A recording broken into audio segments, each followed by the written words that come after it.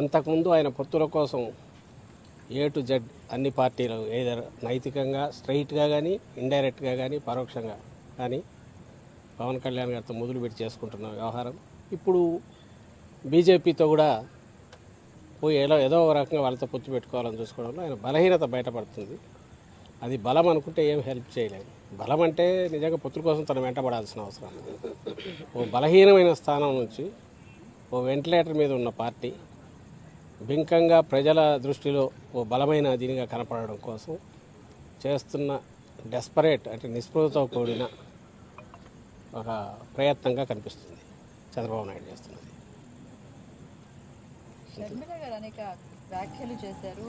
DSC 6,000 పోస్టులు వేయడం ఉంది, నిరుద్యోగుల్ని మోస చేయడమని, అదేవిధంగా స్పెషల్ స్టేటస్ సంబంధించి పోరాడట్లేదని విమర్శలు చేస్తూ ఉన్నారు. ఎలా చూస్తున్నారు కాంగ్రెస్ చేస్తున్న వ్యాఖ్యలు? టీడీపీ ఆఫీస్లో చంద్రబాబు నాయుడు స్క్రిప్ట్ ఏది ఉందో అది ఆమె చదువుతున్నారు.